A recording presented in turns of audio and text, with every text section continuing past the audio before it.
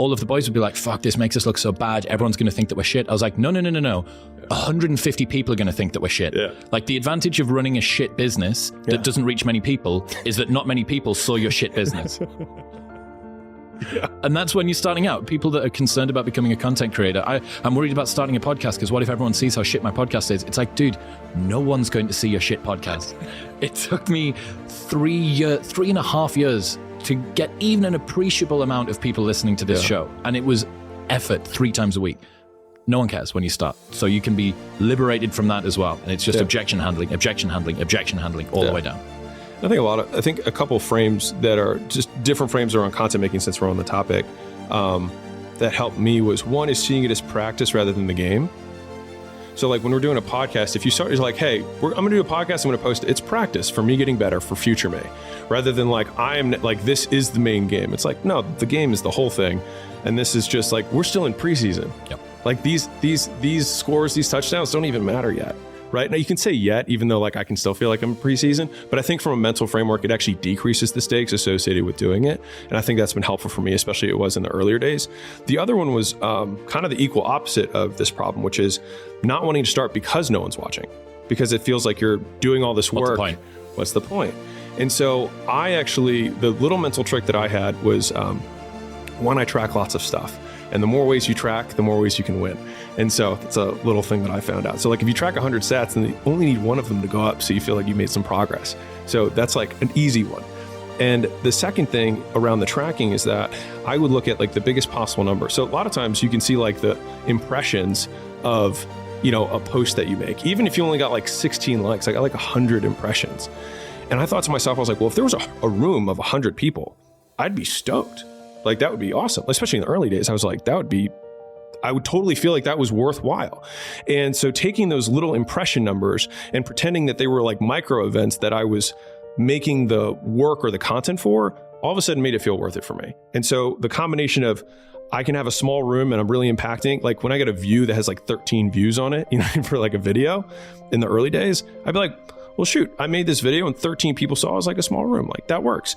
But looking at both absolute growth and relative growth. So it's like, okay, well, I went from 10 followers this month to 15 followers this month.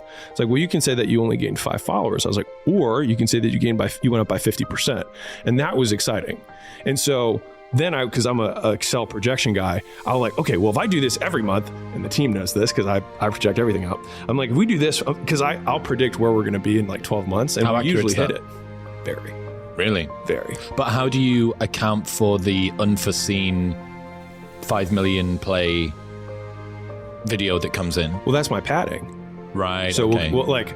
I'll project out with no white swan events. Yep. You know what I mean? Where something good happens. Yep. But if we keep doing what we're currently doing at this trajectory, we compound at 13% a month. Yep. That's what it is right now. So 13% monthly, and that's just on one of the platforms we're on. And so I can just see what we're going to be at 6 months. And that's exciting. So James Smith gamifies it in the same way. Does he? Yeah, absolutely. Exactly the same way. And he always says that it's just like playing levels on a computer game. Yep. And this month, wow, like I got another XP point or whatever. And I think that's very important because social media and the fact that it is associated with status, even though everybody says, oh, it doesn't really matter and blah, blah, it does. Like it's very hard for us to remove the human hierarchy from what is evidently just quantified fucking status, right? On a screen.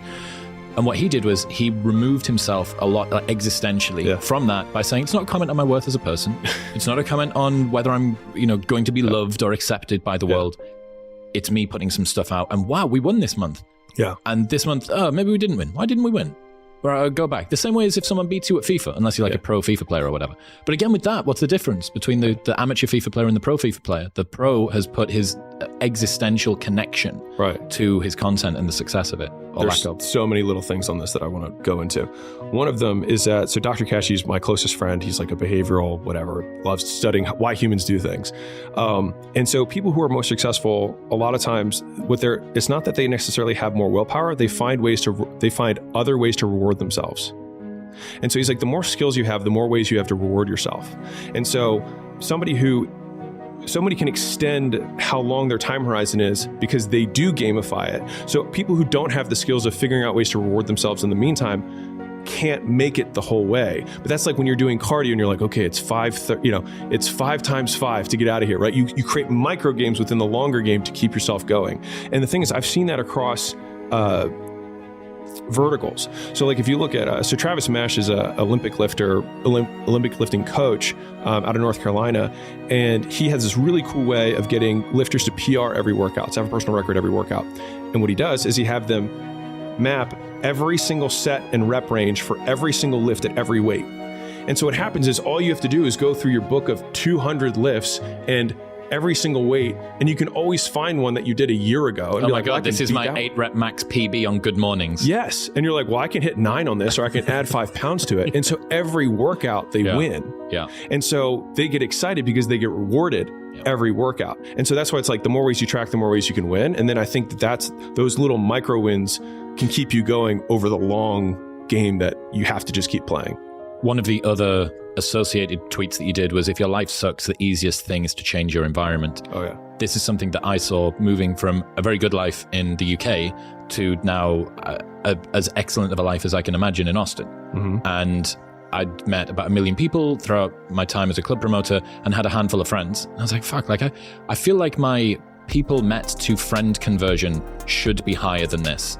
I feel like the funnel is very wide and like the conversions are very low, to use your terminology. Yeah. And then moved out to Austin, and it's like I have more friends than people I've met, which is just fucking insane. So definitely changing your environment. What other ways, given that not everybody could move to Austin, what other ways would you say, if your life sucks, the easiest thing is to change your environment? What other ways could someone do that? I mean, the environment is, like, this is I'm going to tangent and I'm going to come back. So if you've ever heard somebody say like, man, I hate Cincinnati. Cincinnati sucks, right? Or they go some city and like they go there for 2 days and they make a judgment across the entire city, right? But it's like, okay, let's go really deep. You ate at 3 restaurants and you saw 7 total people in Cincinnati. Does Cincinnati suck, or do the 2 restaurants that you went to or the 7 people that you were with are they not that cool? Well, it's so easy to just move like 2 miles down the street. It's the same reason people do staycations. It's like you don't even need to change cities. You can be in the same city and still change the environment. Like just moving out of your mom's basement, you know what I mean? And just going into another place with 4 guys can change the environment. And so like that's the thing that to me was so telling on this was, so heroin addiction, super addicting, I'll put it that way. And when a bunch of soldiers came back from Vietnam, they had been addicted. I don't know if you've heard of this, right? 25% of soldiers who went to Vietnam tried heroin. It was like an insane statistic. And in the US, 90% of heroin addicts who go to clinics relapse. So they have a 10% long-term success rate. Tough.